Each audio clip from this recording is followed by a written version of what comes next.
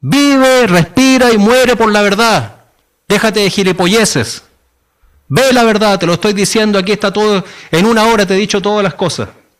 Te he dicho toda la verdad. Honra la verdad.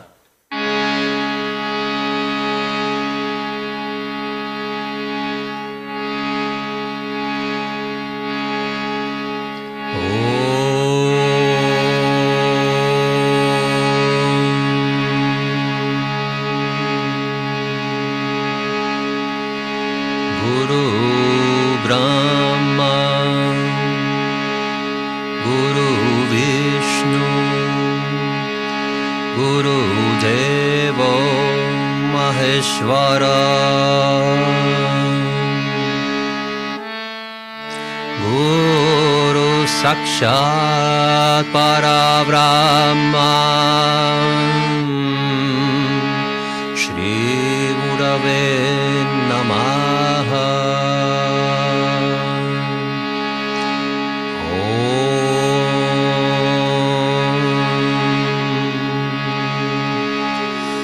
Hoy día vamos a tratar un tema interesante, muy interesante, y estamos hablando sobre las escrituras de las escrituras, uno de los textos más importantes del Sanatana Dharma, de la filosofía universal, de la religión o el Dharma universal. El Bhagavad Gita. Sí, el Bhagavad Gita con sus cantos, 700 versos, que separa el conocimiento en tres partes, ¿sí? Filosofía, karma y bhakti. Cuando en el mismo texto Krishna comprende, se extiende por toda la filosofía que existe a nivel universal, lo explica con una maestría incomparable, mostrando todo el conocimiento existente, que se puede dividir básicamente en tres. Uno es karma, el siguiente es Jnana, ¿sí? Filosofía, conocimiento, y el tercero es Bhakti. Son las tres formas de espiritualidad y de sistemas filosóficos existentes a nivel galáctico. Entonces esto nos ayuda, ¿verdad?, a que todos podamos comprender en mayor profundidad todo lo que estamos haciendo y cómo estamos viviendo nuestro día a día, comprender cuáles son las directrices a seguir, qué es Dharma, qué es Adharma, qué es Paradharma, y dentro de los Dharmas, cuál es el Dharma más importante. Los Dharmas, ¿cuáles son los Dharmas, verdad? Los Dharmas siempre son todo aquello que Bhagavan, ¿sí?, que Dios nos está enseñando y nos explica a través de su propia manifestación o bien a través de un agente que Él elige por haber motivo, elige un agente el cual va a descender y va a enseñar la filosofía perfecta. El último de estos agentes obviamente es Nitai Gauranga, es el Gaura Lila. Hace 500 años atrás Krishna y Radharani se manifiestan en un solo cuerpo, Milit Tanu, y este es Mahaprabhu Sri Gauranga. Mahaprabhu desarrolla básicamente tres lilas que están presentes, que podemos estudiarlo a través de las chastras, de las escrituras, de las grantas, de los libros escritos por los purvacharyas, por nuestros maestros eternos, ¿no? Ahí estamos hablando de los Goswamis de Vrindavan, obviamente, y los asociados y directos discípulos, ¿no? En este caso, sí, Krishnadas Kaviraj, escritor del Chaitanya Charitamrita, Vrindavan Das Thakur, discípulo de Nityananda directo, quien escribió el Chaitanya Bhagavata. También tenemos escritos como Kavi Karnapur, íntimo asociado de Sri Gauranga Mahaprabhu. Todos Nitya Lila, por lo demás, todos son Nityasidas, Nitya Lila, siempre presente en los pasatiempos trascendentales. Dentro de las biografías entonces encontramos referencia a Sri Gauranga Mahaprabhu, a su vida, sus enseñanzas, sus asociados, todo. Y estos pasatiempos de Gauranga Mahaprabhu se dividen básicamente en tres: la edad temprana, luego Gauranga Mahaprabhu, ¿sí? La edad temprana, ¿sí? Cuando él es el pequeño Nimai, cuando es un niño.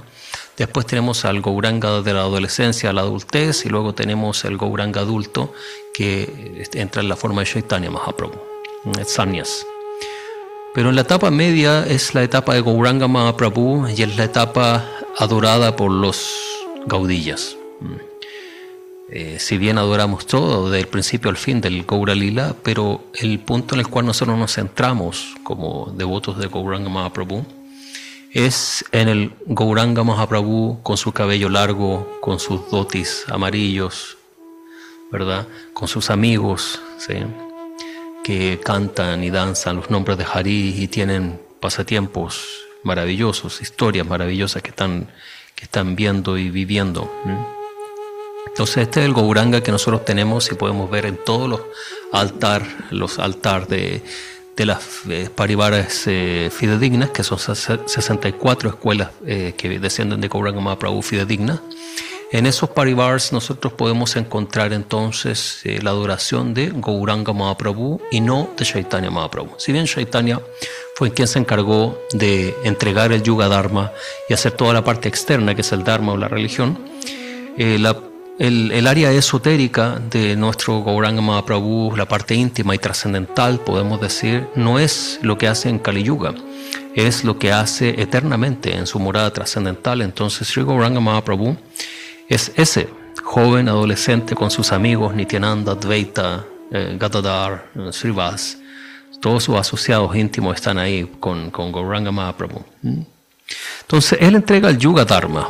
El Yuga Dharma para este Kali Yuga, que es Harinama, Harinama, Harinama Iva Kevalam. En esta era de Kali no hay más salida que el nombre de Hari. Si pueden ver todas las líneas hoy en día, todas las líneas, incluso todas las religiones, hoy en día tienen el mismo precepto, pero sin saber por qué lo están haciendo, sino simplemente lo hacen, que es el cantar el nombre de Hari, es el entonar, repetir el nombre de Hari. Si ven la iglesia cristiana, cantan los nombres de Jesús, ¿sí? Los musulmanes, Allah, Allah, Allah, ¿sí? Todos hacen canto de los nombres de Dios.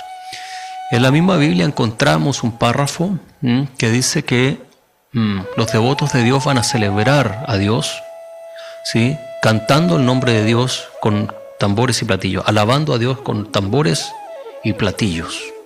Eso es justamente el Hari Kirtan de Sri Gauranga Mahaprabhu. Encontramos las predicciones por todas partes y información de cómo Gauranga Mahaprabhu está haciendo su Hari Kirtan y el Yuga Dharma. Eso es parte del Yuga Dharma. Ahora vamos 4.500 años antes de ello y nos encontramos con Sri Krishna. Sri Krishna 500 años atrás habló el Bhagavad Gita en el campo de batalla de Kurukshetra. Y esto se encuentra al medio de la epopeya del Mahabharata. El Mahabharata es un evento que sucedió hace 5.000 años sobre la Tierra, donde se desarrolló una guerra gigante entre familiares por poder. Y ahí están los Pándavas, los Kurus, y se da todo el Bhagavad Gita, los 700 versos del Bhagavad Gita, pero el Mahabharata en sí es mucho más extenso, ¿sí? Es un texto que, si bien recuerdo en este momento, obviamente todo lo que estoy hablando son mis estudios, no tengo un papel preparado, salvo cuando estoy haciendo una disertación específica. Entonces, si recuerdo bien, son 100.000 versos. El Mahabharata es un tremendo libro. Estudiarlo es un libro de estudio de vida. Bueno, al igual que el Bhagavad Gita o Srimad Bhagavatam, o los Sandarbhas de Jiva Goswami. Son estudios que uno los puede hacer toda la vida. Siempre va a ir extrayendo más y encontrando más verdad. Porque es filosofía viva, no es filosofía muerta. No son libros de biblioteca. No son creación de la mente de alguien. Son trascendencia que está impresa en páginas, ¿verdad? Pero esa trascendencia es viva. Entonces cuando uno conecta de la forma correcta con esos textos, con esos versos, con esos mantras, con esos pranams, con esos shlokas, entonces Madre Sarasvati sí, se complace con nuestro servicio y entonces ella entrega sabiduría, entrega conocimiento perfecto al estudiante perfecto, al estudiante sincero. Entonces, el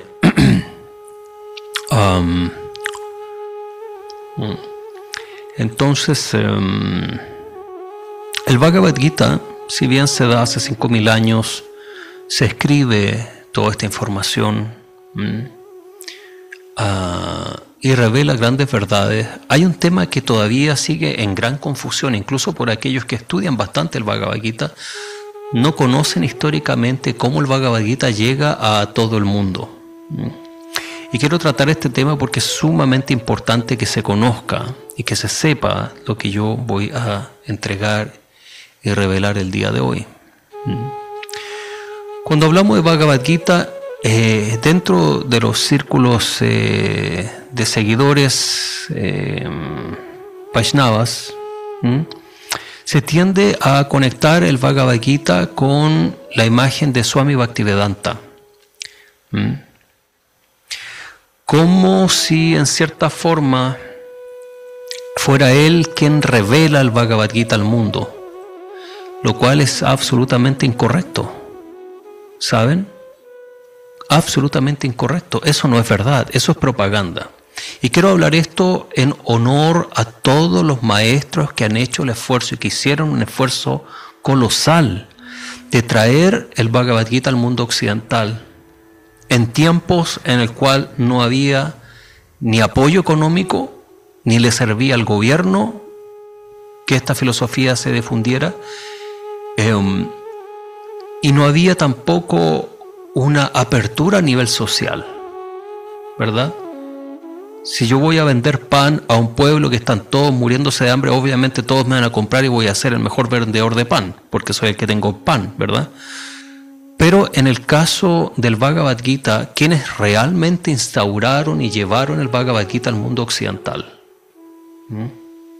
no tuvieron ningún apoyo, en el sentido de que la sociedad estuviera dispuesta a escucharlos. En realidad, la sociedad los trató bastante mal, a la gran mayoría.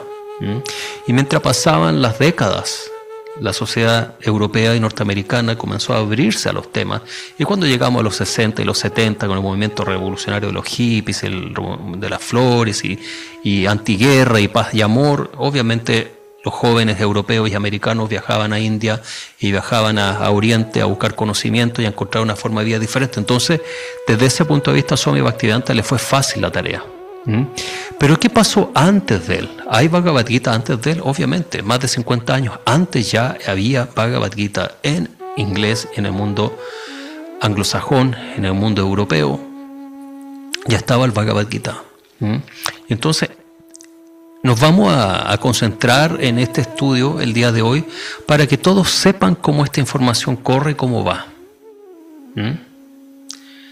Y así evitemos ofensas en contra, ¿sí?, de los maestros que hicieron, que pavimentaron todo el camino para que nosotros tuviéramos Krishna en el mundo occidental el día de hoy. ¿Sí?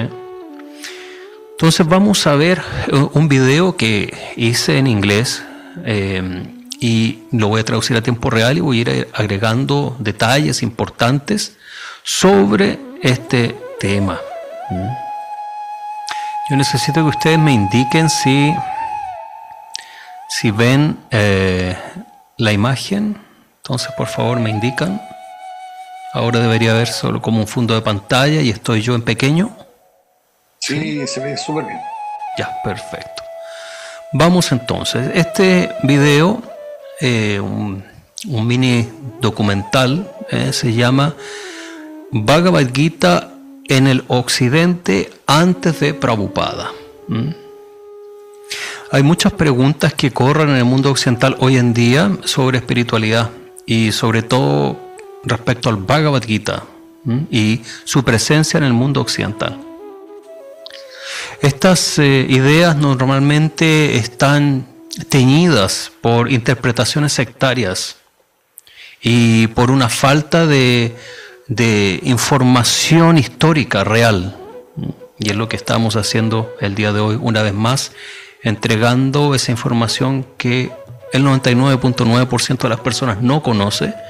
Por tanto, es un bello seba el que estamos haciendo a los pies de todos los grandes maestros que hicieron el camino. Ideas estrechas relacionadas a la prédica de las instituciones y ideas religiosas normalmente presentan una narrativa selectiva. Quiere decir, te digo esto, pero esta otra parte no te la digo, ¿ya? Te voy a contar solamente lo que apoya a mi secta, mi institución, mi grupo, mi religión, pero no te voy a contar toda la verdad. Es lo que estoy explicando ahora. Y con esto obviamente cortan importantes áreas de la filosofía y temas históricos también obviamente los borran porque, bueno, les quita un poco de luz, no los hace brillar al 100%.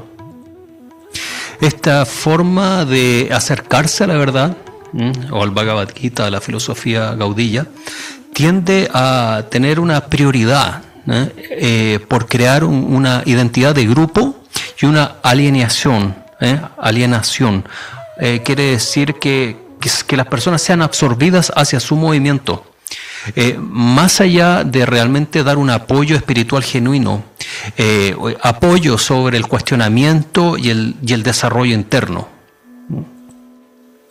En esta serie entonces voy a explicar y entregar información real, histórica, que están en los archivos históricos respecto a Bhagavad Gita, respecto a los maestros, etc. Todo esto está disponible y ustedes pueden obtener más información de lo que yo estoy entregando ahora, pero en este pequeño documental entonces ustedes van a tener todas las bases para comenzar a hacer una investigación seria sobre el real origen del Bhagavad Gita en el occidente. Entonces la idea de esto no es ofender ni criticar, simplemente es entregar la verdad y que la verdad brille por sí misma. Debemos siempre honrar la verdad. Si la verdad ofende a alguien, entonces obviamente esas personas que están adorando la mentira se van a sentir ofendidos y amenazados por la verdad. La verdad no debería ofendernos. A un real Gaudiya, a un real seguidor de la verdad de Krishna, entonces debería aumentar nuestra fe, aumentar nuestro poder espiritual, el estar en contacto con la verdad, y lo que estoy entregando es 108% verdad. Aquellos que deseen, y esto específicamente para la audiencia en inglés, o que entienden o leen inglés, que quieren aprender en mayor profundidad sobre estos temas y muchos más secretos como este, por ejemplo, lo que estoy revelando ahora, entonces pueden obtener una copia de mi próximo libro, Gaudiya Esotérica, el canal escondido del Bhakti, o la senda secreta del Bhakti. Y voy a hacer un acento aquí también, un hincapié importante. Quiero dar las gracias a Gopal Das por su apoyo en este libro. Sin su ayuda, sin su aporte, la edición del libro no sería posible. Así que le agradezco por ayudarme a que este libro salga a la luz. La presencia del Bhagavad Gita y filosofía Vedanta. Por Vedanta entendemos la filosofía védica. La verdadera forma de hablar de la filosofía védica es el Vedanta, no es la filosofía védica, porque védica puede ser Ayurveda, Karmakanda, puede ser cualquier cosa, que incluso astrología también está en los Vedas. Pero cuando hablamos de la filosofía esotérica, la filosofía de Dios, la filosofía del alma, la filosofía de los principios universales, Dharma, etc., hablamos de filosofía Vedanta. Filosofía védica es una forma incorrecta. Es filosofía Vedanta. Entonces, la presencia del Bhagavad Gita y el Vedanta en el mundo occidental no comenzó al inicio del siglo XX. Ni tampoco con ningún maestro o institución específica. Aquí hubieron varios personajes que hicieron un rol importantísimo en que todos nosotros conozcamos el Vedanta en el mundo occidental y el Bhagavad Gita, y es lo que vamos a ver a continuación. En el año 1785, Charles Wilkins hizo la primera traducción del Bhagavad Gita al inglés, 1785, no 1975, 1785, estamos hablando casi 200 años antes que la edición del Bhagavad Gita tal como es. ¿Esto es algo que tenemos que obviarlo, decir no sirve para nada? No, esto es un gran trabajo, porque gracias a Charles Wilkins, todos los movimientos espiritualistas y esoteristas de Europa y de las Américas conocieron el Bhagavad Gita, conocían el Bhagavad Gita, estudiaban hasta el día de hoy, estudian el Bhagavad Gita. Si tienes cualquier conocido que sea masón, que sea Rosacruz o que sea de cualquier orden, Down, Thule, etcétera, que sea de alguna línea occidental esotérica, van a conocer sobre el Bhagavad Gita y seguramente lo han estudiado como grupo. Y esto es gracias a este gran esfuerzo que hizo Charles para entregar el Bhagavad Gita al mundo occidental. Este es el primer Bhagavad Gita que existe en el mundo occidental, en inglés. Durante el siglo XIX, alemanes y británicos, indologistas o estudiosos de la tradición de India, del hinduismo, digamos, estudiaron, tradujeron y enseñaron la filosofía Vedanta a nivel académico. Eso quiere decir a través de libros, traducciones neutrales y en universidades. Ojo. En los Estados Unidos, pensadores tales como Ralph Waldo Emerson y Henry David Thoreau, ellos se conectaron profundamente con el Bhagavad Gita e integraron las ideas del Bhagavad Gita, enseñar el Bhagavad Gita dentro del mundo americano, digamos, estadounidense, para los lectores y seguidores de temas intelectuales y espirituales. Ellos hicieron este trabajo y estamos hablando de un tiempo muy grande. Vemos que en Inglaterra, en Europa y en Estados Unidos, ¿sí?, antes del 1900 ya el Bhagavad Gita estaba circulando en inglés, en alemán obviamente, porque estudiosos alemanes estaban ahí, estaba en Europa, estaba en Norteamérica. Y como digo, vale, y es súper importante también dar las gracias a quienes hicieron este trabajo. Quizás esas personas a lo mejor no eran gaudías, a lo mejor no eran Vaishnavas, pero Krishna, Nitai, Gauranga, en su infinito amor, ocuparon a estas personas para entregar el conocimiento y pavimentar el camino. Que eso estuviera disponible. Nadie podía decir, no, es que Dios no se acordó de nosotros. No. Entre 1800 y 1900, ¿sí? A finales del siglo XIX, principios del XX, entonces maestros de la India, gurús literalmente, enseñaban públicamente el Bhagavad Gita y la filosofía Vedanta en el mundo occidental. Swami Vivekananda ampliamente dio lectura sobre el Bhagavad Gita en América y en Europa. Y este trabajo lo inició en 1893. 1893. Estamos hablando, bueno, no quiero hacer comparaciones, pero fíjense las fechas, vean las fechas. No comenzaba en 1900 todavía. Y ya estaba enseñando esta filosofía. ¿Será que a ellos no hay que darle las gracias por tener el conocimiento Vedanta? Obviamente hay que también darle las gracias. Hay que agradecer a todos los maestros que estuvieron en el camino por la voluntad de Bhagavan. Jai Premananda Bharati Ki Jai Ho. Muy pronto, luego de Swami Vivekananda, quien es discípulo de Ramakrishna Paramahamsa Ki Jai, Thakur Ki Jai, Premananda Bharati Baba llegó a América en 1902, y esta es una figura sumamente importante de conocer y de reconocer. Todos los verdaderos buscadores y conocedores y estudiosos de la filosofía de Gauranga deberían saber sobre este gran maestro, Premanand Bharati Baba. Él llegó a América en 1902 y tuvo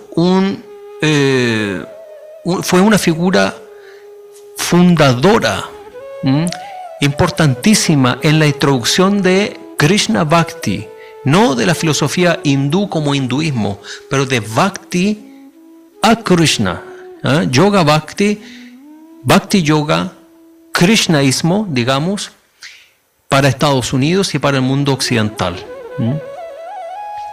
Él era un seguidor de la filosofía Gaudiya, era un Gaudiya. Pueden ver su Kantimala, su Kunti, de tres líneas. Y les voy a contar, a lo que terminemos este pequeño episodio sobre Bharati Baba, les voy a contar un lila espectacular que obviamente una vez más está conectado a Sri Sri Radharaman Charan Das Deva, el gran héroe del Gaudiya. Pero como él era Radharaman Charan Das Dev, era tan humilde, él nunca se puso en los diarios ni puso su nombre en ninguna parte. En 1911, Bharati Baba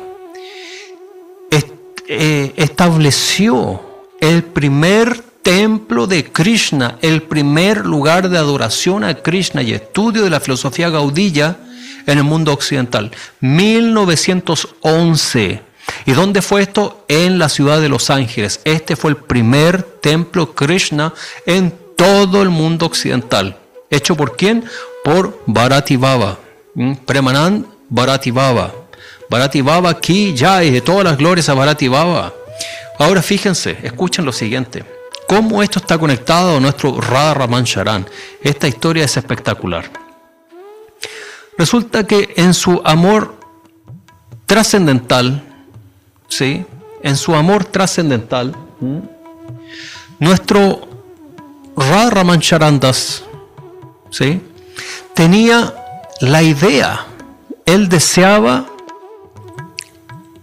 ir al occidente. Él deseaba ir al occidente. Deseaba ir al occidente y había tomado, esto es maravilloso lo que les voy a contar.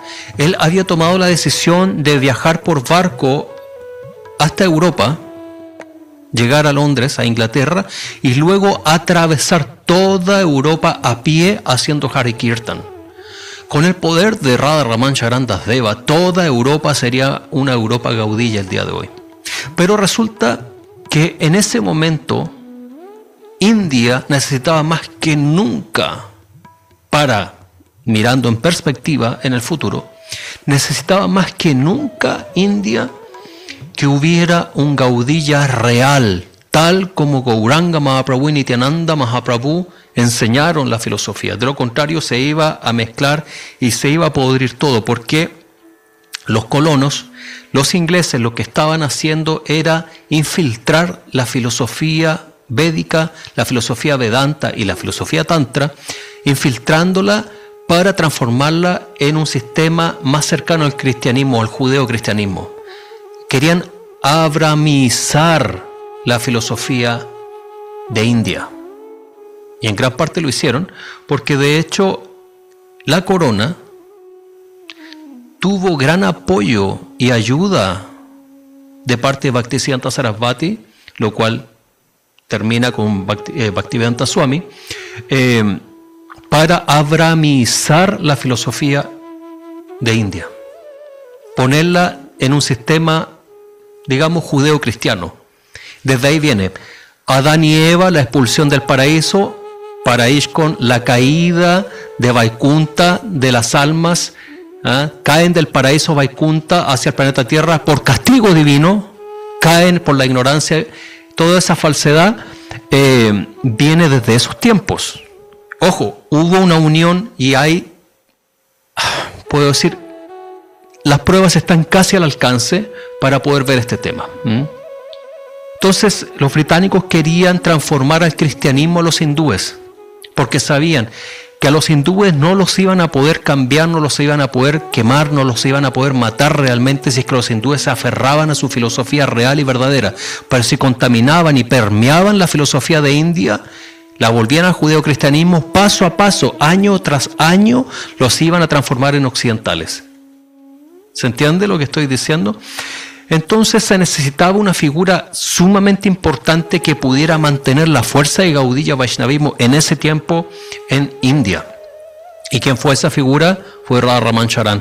Entonces todos los discípulos de Radha Raman y todos los grandes siddhas que estaban en ese tiempo, porque recordemos que después de Gauranga hay varios maestros de gran escala, pero en el tiempo de Radha Raman Charan Das Deva encarnaron varios Nityasiddhas, encarnaron porque así como era la oscuridad con los británicos encima, así la luz también comienza a brillar con más potencia. Cuando Kali Yuga está al máximo nivel de oscuridad, en ese mismo momento es cuando Bhagavan encarna, Kalki Avatar, ¿verdad? Entonces lo mismo estaba sucediendo acá en términos filosóficos. Acá digo acá porque yo vivo acá, vivo en Vrindavan, entonces digo acá, India. Y los discípulos y otros grandes Vaishnavas en una reunión que hubo donde estaban discutiendo el tema y Radha Raman dice, me voy a subir a un barco y me voy a ir a Inglaterra y voy a cruzar toda Europa y luego voy a cruzar toda América cantando Hari Kirtan. Y todos dicen, no puedes hacerlo, es imposible que lo hagas, no te dejamos ir. Te necesitamos aquí. Aquí es donde la guerra real, la guerra espiritual está. O nos abrahamizan a todos, o te quedas aquí haciendo fuerza y manteniendo la filosofía de Gauranga Mahaprabhu fuerte y potente, sin diluir, sin mezclas, sin interpretaciones, sin Mahamantra Kirtan, sin ninguna de las nuevas propuestas que salieron desde esos tiempos. Abrahamizar, aguar la filosofía Gaudiya. Radha Raman Charan dijo no. Ok, dijo me voy a quedar. Pero el me voy a quedar y no voy a ir sucedió solo y cuando este gran hombre, esta gran alma Mahatma Premanand Bharati Baba dijo, Raman, con tu bendición yo voy a ir a Occidente. Yo voy a ir, porque a ti te necesitan aquí es donde tienes que dar la batalla. Esta es la batalla más dura, es salvar la filosofía de Gauranga, hay que salvarla. Y no hay nadie más en este tiempo y espacio que lo pueda hacer. Claro, en el tiempo y espacio ahí estaba, por ejemplo, Vijay Krishna Goswami, estaba Jagat Bandhu Prabhu, que entonces Siddha Mahapurush, pero la filosofía de ellos es diferente. Vijay Krishna Goswami ni siquiera es Gaudiya. Ramakrishna Paramahamsa también estaba en ese tiempo, un gigante que también salvó de la ruina al hinduismo, pero tampoco es Gaudiya. El único Gaudiya real que estaba en ese momento, real Gaudiya Siddha Mahapurush a ese nivel, era nuestro Radha Raman Charan Das Deva. Entonces él tuvo que quedarse para mantener la filosofía y que no la permearan, que no la quemaran, que no la contaminaran. Y entonces Bharati Baba, con la bendición de Radha Raman, toma el barco y se va a los Estados Unidos. Entonces, básicamente, ¿qué estoy diciendo? Una vez más, la misión de Bharati Baba, el Bhagavad Gita y todo lo que hizo el primer templo de Krishna en el mundo occidental, al final fue gracias a Radha Raman Charan Das Deva. Porque Bharati Baba fue como una extensión de Radha Raman. Qué increíble, ¿verdad? ¿Y cómo es posible que la gente no sepa esto? Lo encuentro triste. Pero bueno, ahora se sabe. Ahora se sabe. En el mundo de habla hispana, ahora todos tienen que saber esto. Así que a todos les pido, por favor, compartan este video. Compartan este video porque la información que se está corriendo aquí es sumamente importante. Seguimos con el documental. El primer libro sobre Krishna Bhakti, sobre Bhakti Yoga, Krishna Bhakti, fue escrito en 1904 por Premanand Bharati Baba. Y está aquí, 1904, el primer libro escrito en inglés. Premanand Bharati inició en su pequeño tiempo de enseñanza, digamos, de prédica, no me gusta la palabra prédica, pero de enseñanza de Prashar, inició más de 500 discípulos en Estados Unidos solamente y estableció el primer templo para Krishna en el mundo occidental. Eso fue, tal como decíamos, en la ciudad de Los Ángeles, y escribió el primer libro y comentarios en inglés sobre Krishna Bhakti específicamente. Y eso fue aproximadamente 50 años antes de Swami Bhaktivedanta. Su trabajo está muy bien documentado porque hay periódicos donde él escribía, están sus libros, está, bueno, la gente que vino luego de él, todo está presente hasta el día de hoy y todo el material está registrado. Entonces tenemos clara información histórica sobre el Bhagavad Gita y Krishna Bhakti en el mundo occidental a principios del 1900. Luego hay otros personajes sumamente importantes que aparecen en el mundo occidental también y que hacen una gran influencia a nivel espiritual, a nivel de conocimiento de Sanatana Dharma, como Sri Aurobindo, Sarvepalli Radhakrishnam, que es el que está en la imagen, y Mahatma Gandhi, obviamente. Y todos ellos escribieron, tradujeron y comentaron sobre Bhagavad Gita en inglés. O sea, todo esto está mostrando que el Bhagavad Gita era ampliamente conocido en el mundo occidental. Junto a esto, obviamente también, aquí estamos, lo que acabamos de nombrar eran maestros de Bhakti Yoga como Premanand Bharati y intelectuales y maestros espirituales, ¿sí?, que hablaron del tema. Pero también en el mundo occidental había otra rama gigantísima de yogis, como por ejemplo Paramahamsa Yogananda y otros, Vivekananda, ¿sí?, aunque él es más vedántico, filosofía, pero claro, son maestros yogis, ¿verdad?, swamis, que profundamente hablaron del Bhagavad Gita ya. Y entonces él enseñó el Bhagavad Gita para Paramahamsa Yogananda mucho antes de 1965.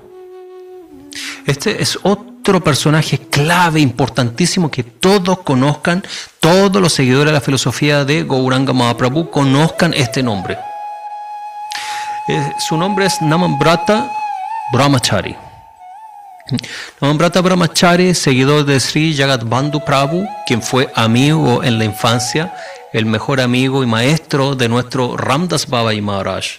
Entonces, estos personajes están íntimamente conectados con nuestro Radharaman, con la filosofía, con el sistema, con la línea Nityananda Parivar de Sri Radharaman. Entonces, Namambrata Brahmachari entregó lecturas profundísimas. Yo he estudiado su libro sobre sus disertaciones y lecturas en la Universidad de Chicago, y sus textos son tremendamente académicos, de una profundidad de Vedantas que es exquisita. No son textos que uno lee en una sentada mientras come, son textos que uno tiene que ir tomando notas al lado y estudiar párrafo por párrafo y volver al párrafo anterior, porque el nivel de conocimiento que este hombre tenía era espectacular. Entonces él ya estaba entregando cátedras de Vedanta y Bhakti Yoga, y la filosofía de Gauranga Mahaprabhu las estaba entregando en la Universidad de Chicago, en los Estados Unidos. ¿Por qué? Digo yo, ¿por qué van a esconder los nombres de todos estos grandes héroes? La única razón que se me ocurre es la típica razón materialista de los materialistas. ¿Saben cuál es esa razón? Que si yo pongo a otros que han hecho el trabajo antes que yo o que son paralelos a mí, entonces me quitan luces en el show, ¿no?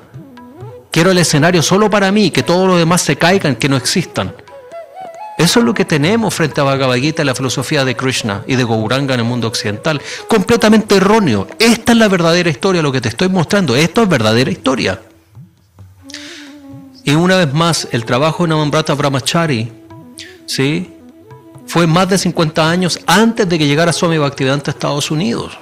O sea, esto realmente hay que celebrarlo. Y Namambrata Brahmachari era simplemente un teólogo, un estudioso. No, él era un Gaudiya, iniciado Gaudiya, un profundo devoto de Sri Gauranga Mahaprabhu. Importante en su libro sobre sus lecturas en la Universidad de Chicago, la primera página, lo primero que él hace, y esto es sumamente importante, y aquí se ve el ejemplo de Gaudí, el ejemplo de un maestro real, espiritual, de un maestro honesto, de un maestro verdadero, enseñar con el ejemplo. Lo primero que Namambrata Brahmachari hace en su libro, ¿saben qué es? Glorificar a todos los yogis, maestros y traductores de la filosofía Vedanta que estuvieron antes que él, y dar su reverencia a todos ellos, y pide permiso a todos ellos que lo iluminen para poder enseñar esta filosofía. Y ahí obviamente él cuenta en esa glorificación, cuenta a Bharati Baba, que acabo de hablar de él.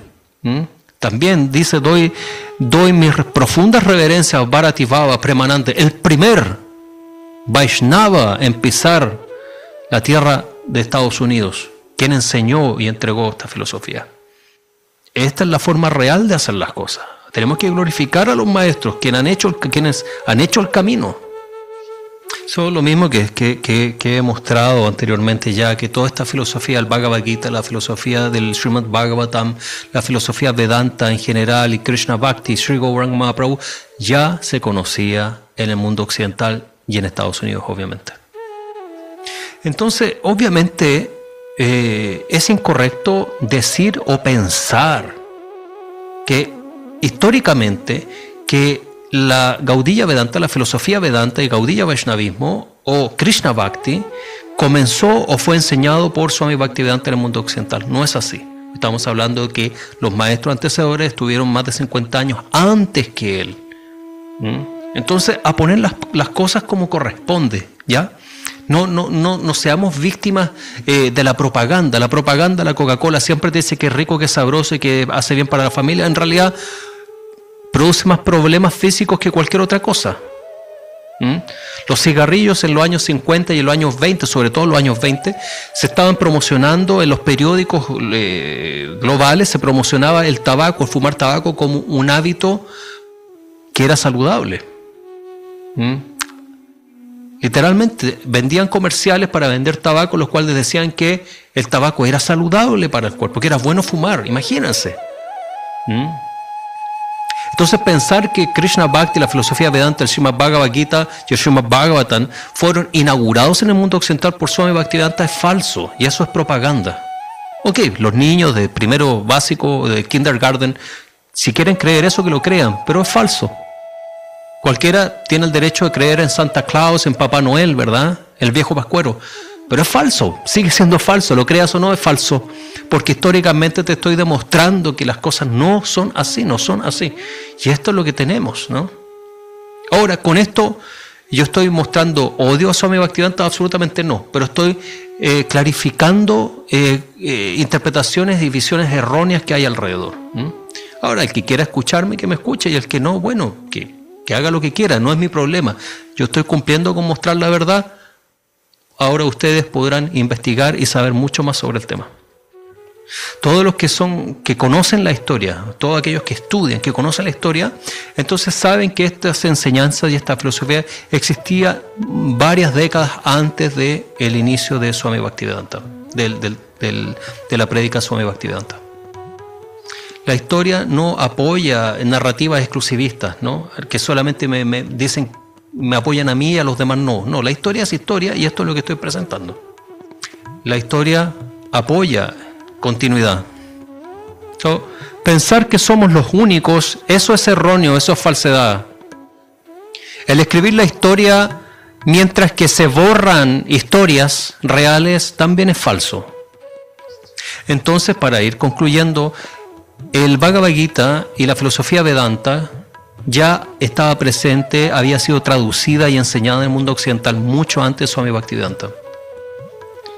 La filosofía del Vedanta y el Bhakti, Gaudiya Siddhanta, entonces ya existían en el mundo occidental y obviamente en el mundo oriental, en la India, ya existía toda esta filosofía 500 años antes de la creación de ISKCON y de Gaudiya Math. Por tanto, si uno realmente quiere saber la verdad de esta filosofía, tiene que ir a los orígenes.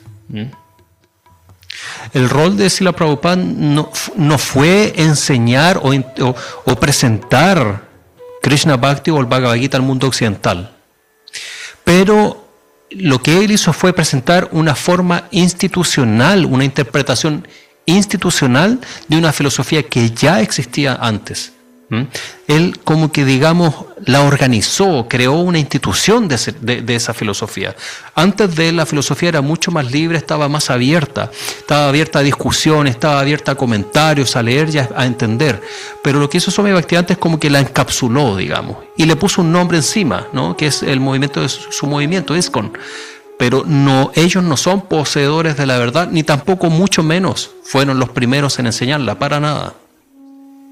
Reconocer estas distinciones nos ayuda a obtener una verdadera y honesta comprensión histórica de nuestra filosofía.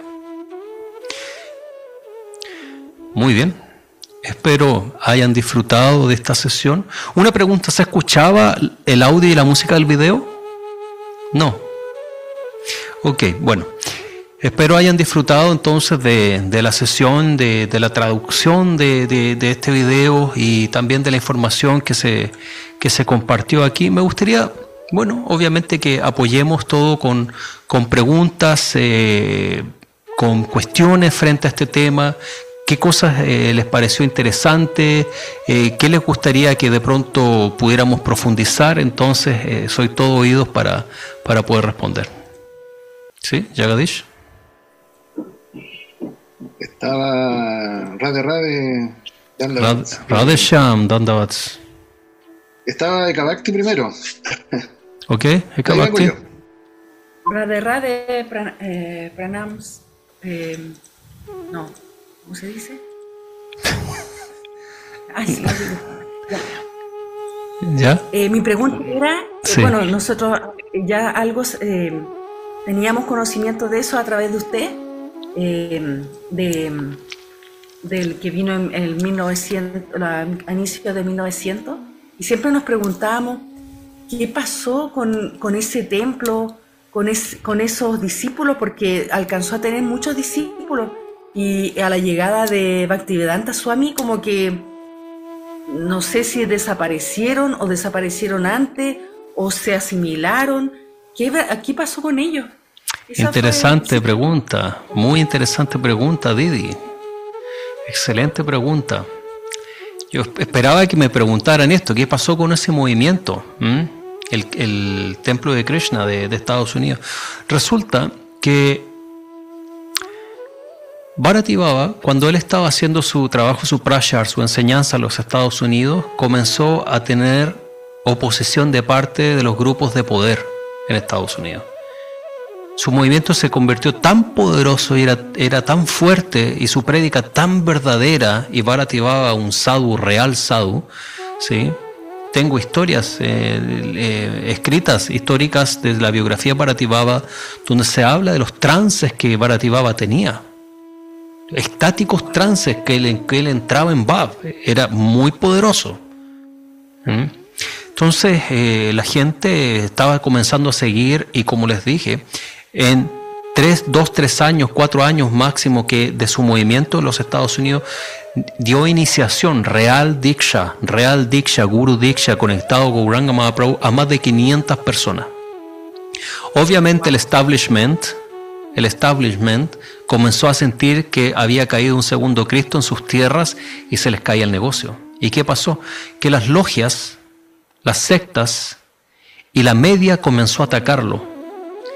Y no estamos hablando de 1970, ¿no? Donde hay mucha información, está lleno de gente que está siguiendo diferentes maestros. Él estaba literalmente solo en Estados Unidos, solo, sin apoyo de nada, ni de nadie. Y obviamente su vida comienza a correr peligro. En los periódicos comienzan a escribir todo tipo de estupideces, porque había en ese tiempo en Estados Unidos, más que ahora existe, pero en ese tiempo era mucho más el racismo que había, ¿sí? Entonces los hindus y los negros estaban en la misma categoría, y ya saben todos cómo trataban a los negros. Entonces venía un hindu, que normalmente eran esclavos, venía un hindu a enseñar y comenzó a revolucionar Estados Unidos. Y entonces toda la media comienza a hacerle una guerra a Bharativava. Y entonces, al pasar de los años, Bharativava decide volver a India. Porque obviamente, ¿qué va a pasar con él? Lo que pasa con todos los grandes. Los envenenan, los matan, etc. ¿Verdad? Él hizo su misión, plantó las semillas para las futuras generaciones y se retiró. Y entonces luego de eso, obviamente la media y los demonios de siempre hicieron lo suyo para ir derribando todo lo que se había construido. ¿Ya? Por eso que, y una cosa muy personal, encuentro tan de mal gusto que la gente de Swami Bhaktivedanta no reconozcan a Bharativava. Ni siquiera saben el nombre. Porque eso es parte del plan. Eso es justamente lo que quisieron hacer, parte del plan. Borrar toda evidencia sobre estos grandes maestros que hicieron un esfuerzo colosal. ¿Ya? Recordamos, no cayó en el 65, él llegó en principio en 1900. La cultura y la sociedad norteamericana era muy diferente en esos tiempos. Todos los que eran de tez oscura eran todos, bueno, ustedes saben, ¿no? Entonces, ¿Hasta el día de hoy? Hasta el día de hoy, que un hindú viniera a revolucionar el tema era muy difícil. El único que podía hacerlo y tuvo muchísimos problemas también, sufrió muchísimo, lo trataron de hacer sufrir mucho, fue Vivekananda Swami, discípulo de Sri Ramakrishna Paramahamsa. Pero a él también le hicieron una guerra tremenda al inicio. Pero Vivekananda, claro, viajaba aquí y allá y tuvo buen apoyo. Tuvo buen apoyo de gente poderosa. Pero en el caso de Bharativava no se mojaba ni adaptaba la filosofía para el gusto del pueblo, ¿no? De la gente o de las personas que le iban a seguir. Bharativava enseñaba la filosofía tal como es, caudilla, y entonces obviamente gente de mucho poder que no pudo permearlo, pudiéramos decir, no le dieron apoyo. Entonces fue diferente. Si nosotros estudiamos la filosofía de Vivekananda, por ejemplo, la filosofía de Vivekananda es bastante occidental, es muy occidental, está muy occidentalizada. Por eso que su triunfo también fue mejor y tuvo mayor aceptación. Pero en el caso de Bharativava no, él estaba enseñando la filosofía Vedanta tal como es, no adaptada para el mundo occidental. Entonces eso obviamente crea un choque religioso, filosófico. En el caso de Vivekananda no. Él hablaba con monjes cristianos, hablaba con esoteristas de otras líneas, con ateístas y todo, y como que él, por eso tenía el nombre Vivekananda, Viveka de inteligencia espiritual, tenía la forma de adaptar las cosas para el público. Por eso que entre la filosofía, y lo digo con respeto, sin ser un escolástico, en la filosofía de Ramakrishna y Vivekananda, tengo que decir que se ven diferencias gigantes entre lo que Ramakrishna enseña y lo que Vivekananda enseña, siendo que uno es maestro del otro, ¿sí? Maestro-discípulo. Las filosofías son, creo, y lo digo con mucho respeto, creo que son bastante diferentes, ambos. Pero en el caso de Bharativava no, porque él es un caudilla, y nuestra filosofía caudilla no acepta cambios, no acepta tergiversaciones para agradarle al público, ¿no? Esa no es la forma caudilla. Si bien ISKCON hace ese tipo de cambios para agradarle al público, nosotros no, los caudillas no hacemos ese tipo de acciones, ¿no? Nosotros respetamos la filosofía Gauranga tal como es y la practicamos tal como es, sin interpretaciones medias, ni cambiarla para tiempo, espacio y circunstancia. Todo eso es falso. Porque tiempo, espacio y circunstancia en 100 años más va a ser otra cosa. Y en 200 años más a lo mejor Gauranga, no sé, le vamos a poner pechuga, peluca rubia para agradarle al público, ¿no? Y Gauranga ya no va a ser Gauranga Mahaprabhu, va a ser quizás travesti. Para agradarle al público. No, nosotros no podemos aceptar ningún tipo de cambio. No hay cambio. La filosofía tal como es. Yo sigo a Gauranga, yo no sigo a los líderes y a la gente del Kali Yuga. No me interesa la filosofía de Kali Yuga. Yo sigo la filosofía de Gauranga, por eso la filosofía debe ser pura y debe ser tal como es, sin adaptarlo a que somos chilenos, somos peruanos, somos alemanes, que somos chinos. No, nada de eso. La filosofía de Gauranga, la filosofía de Gauranga es el Dharma.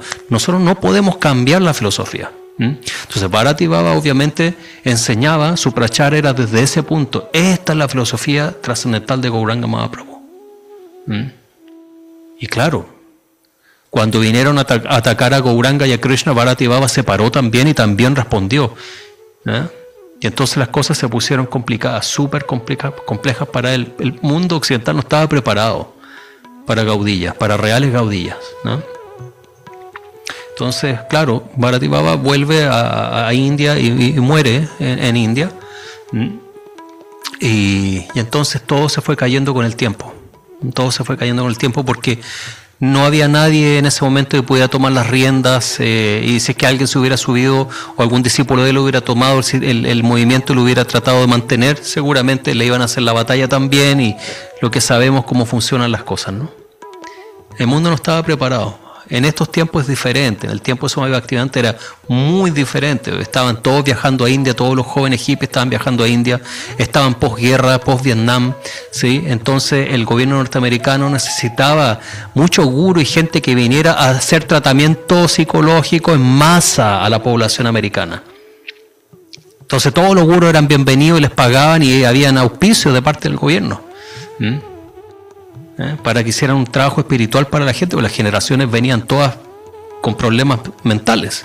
Entonces se necesitaban los gurús para hacer un poco de estabilidad interna a la sociedad. Entonces, Swami Bhaktivedanta llega en ese momento, llega en un momento fantástico. Ahora, es importante decirlo, y esto es lo que yo pienso también y creo, que Swami Bhaktivedanta también juega un rol importantísimo dentro de todo esto.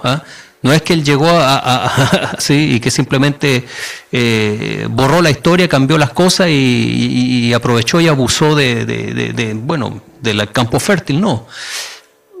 Él también hizo un trabajo fantástico. Hizo un trabajo fantástico también, ¿no? Pero eso no quiere decir, por mucho respeto que tengamos o no por Swami Bhaktivedanta, no quiere decir que debemos obviar a los personajes, a los maestros anteriores que hicieron un esfuerzo aún más grande.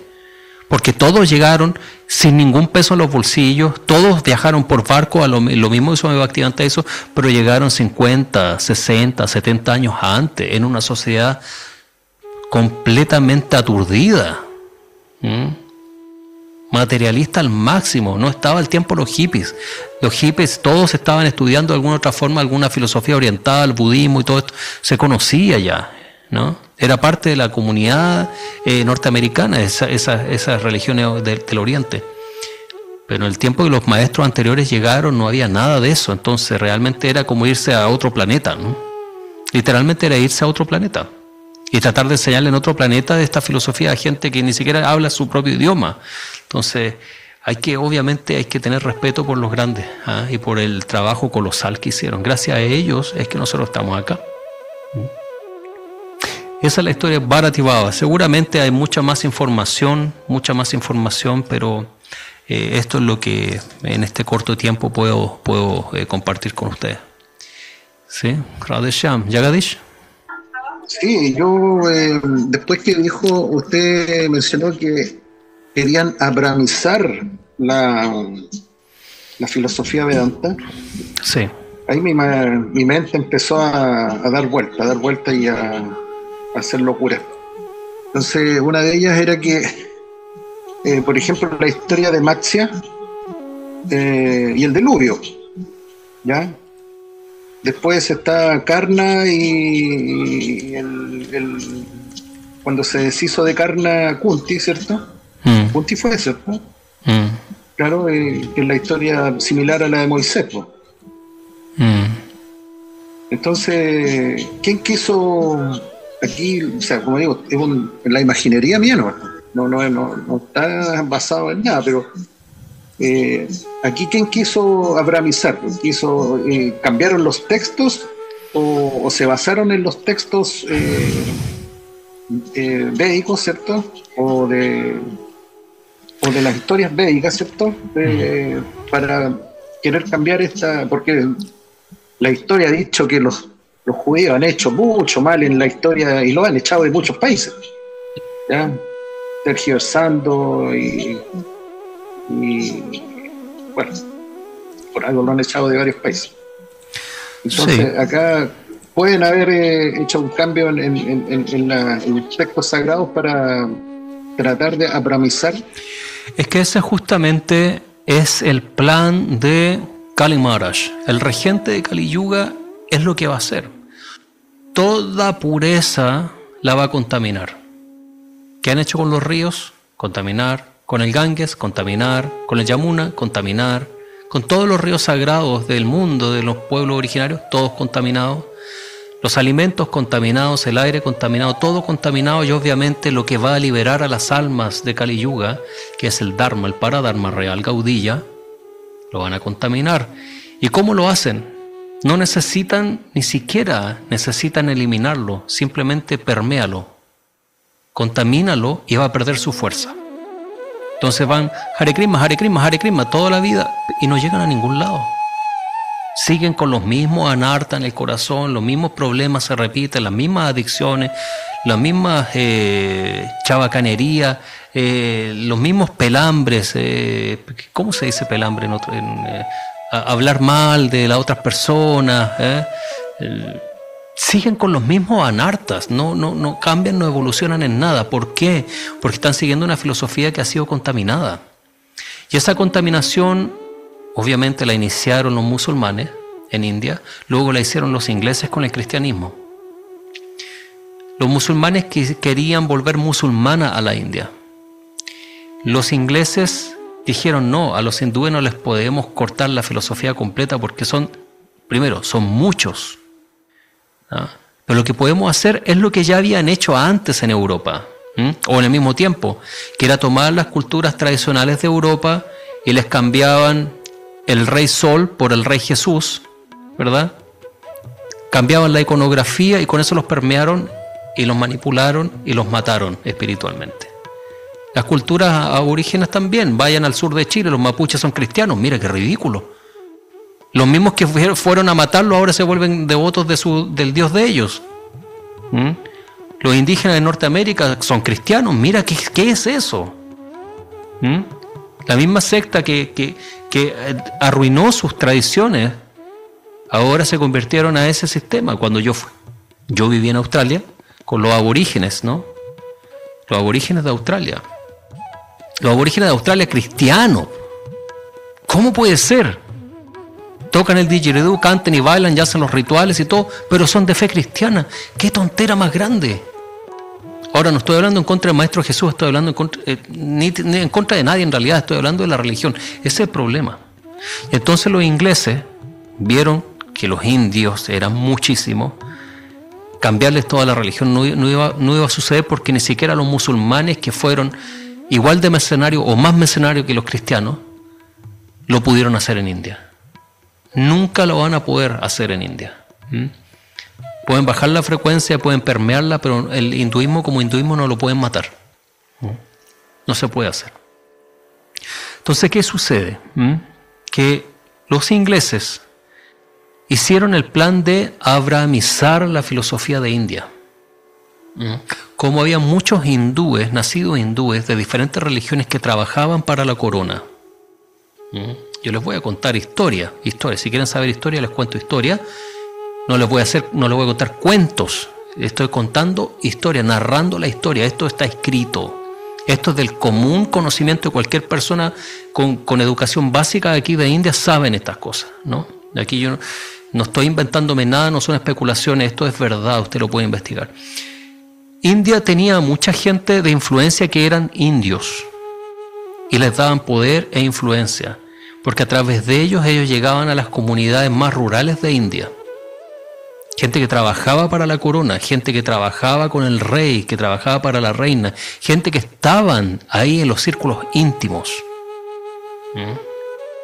Les pagaban sueldos altísimos, les daban una vida de ricos para comprarles, que ellos no podían salirse, porque una vez que uno se vuelve víctima de la comodidad y de la riqueza es muy difícil bajar de nivel. Por eso que todos cuando viajan tienen sus expectativas de cómo tiene que ser el lugar donde voy. Vienen a India y no me gustó India. ¿Por qué? Por esto y por esto, por esto. Porque no es como tu expectativa de vida es. Pero eso es erróneo. Entonces, esa es una forma psicológica de manipulación. Entonces, la corona británica en India lo que hizo fue tener gente que eran hindúes o bengalíes, ¿verdad? que eran parte de las comunidades, y entonces los ponían a trabajar en ciertos puestos de liderazgo importantes, les pagaban muchísimo dinero para mantenerlos. ¿Ya? Por ejemplo, Kedarnath Datta, Bhaktivinoda Thakur, trabajaba para la corona británica, ¿sabían ustedes? Bhaktivinoda Thakur tenía tanto dinero y tantas facilidades de parte de la corona británica que tenía una estación de tren en la puerta de su casa. ¿Sabían ustedes eso? Yo cuando supe esto, por libros históricos, no es que un baba me dijo, los babas no les interesa a esta gente. Los babas están dedicados a su vayan, a Krishna, no están interesados sobre estas cosas. Pero a mí me interesa, porque estoy enseñando, estoy traduciendo y hablando la verdad. Bhaktivinoda Thakur tenía una estación de tren en su casa.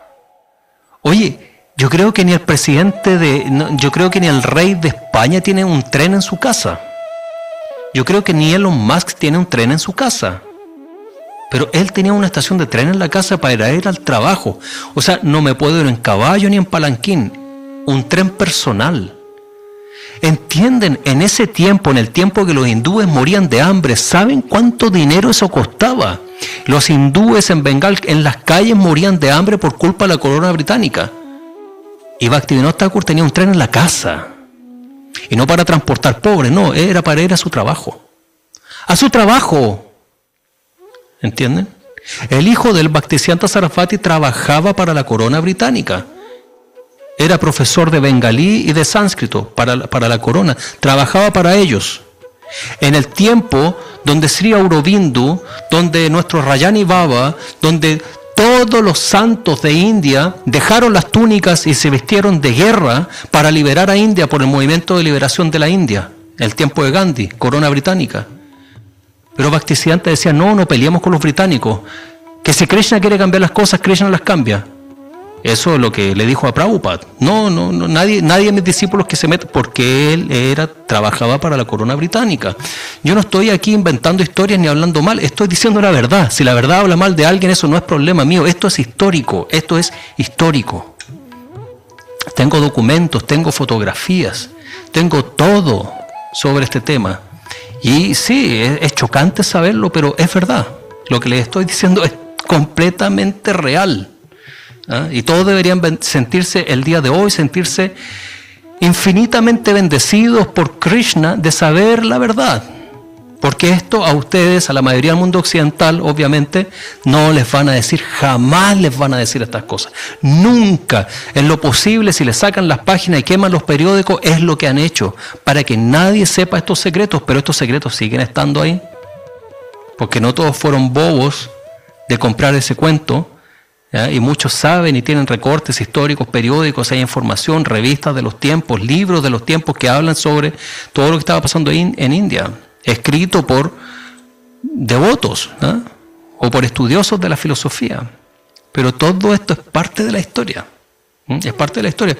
Ahora, claro, es como que, no sé, en cierta forma, de pronto yo soy mal pensado, ¿no? Pero en cierta forma siento como que calza que si Bhaktivinoda Thakur es un multimillonario con un gran puesto y una gran influencia en India, ni él ni el hijo apoyaron la liberación de India, obviamente porque vivían con cuchara de oro, comían con cuchara de oro, mientras que los hindúes se morían en las calles. No son ellos los que cambiaron la filosofía gaudilla, ellos hicieron los cambios en la filosofía gaudilla y destruyeron o trataron de destruir toda la filosofía gaudilla e incluso la filosofía hindú en general. Todos eran impersonalistas, todos eran sajayillas, todos eran esto otro. Quisieron destruir todo eso.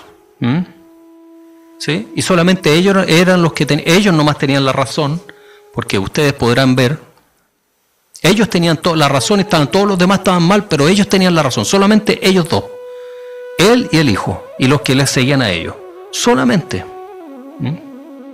Inventaron Mayapur, que era tierra musulmana, Millampur, al otro lado del Ganges. Inventaron toda la historia, crearon, reescribieron textos para adaptar todo ¿a qué? A una abrahamización de la filosofía gaudilla. Y así La corona lo hizo con otros personajes para otras líneas de la India, otra filosofía de la India. Entonces, el tema es complejo, pero sobre todo cuando uno ve estos detalles y los puede investigar, te vas a dar cuenta que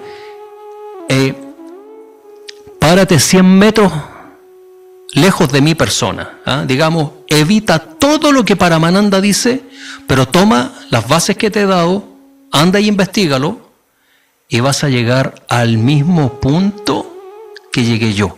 Porque la historia es así. La historia es como las matemáticas. 2 más 2 es 4, no es 5. Si uno estudia la historia, uno se encuentra con la información, y eso es todo. Uno se encuentra con la información, y eso es todo, y eso es lo que estoy entregando en este momento. Estudiando la historia de lo que he expuesto el día de hoy, me he encontrado con toda esta información que es real. Esto es historia. Esto no tiene nada que ver con religión. De hecho, no tiene que ver ni con religión, ni con Dharma, ni con Sanatan Dharma, nada. Esto, todo lo que he hablado ahora del Bhagavad Gita y de la historia de la India y de la abrahamización de la filosofía gaudilla, esto es histórico. Esto es histórico. Porque esta es la misma técnica que ocuparon en Europa y ocuparon en las Américas. Abrahamizar las tradiciones. ¿Por qué está normalmente en las iglesias antiguas europeas se ve un círculo donde está la imagen del Maestro Jesús ahí y alrededor están los apóstoles, ¿verdad? A ver, Krishandas, ¿cuántos son los apóstoles? 12. 12 apóstoles, ¿ah? ¿Y cuántos signos del zodiaco hay? 12.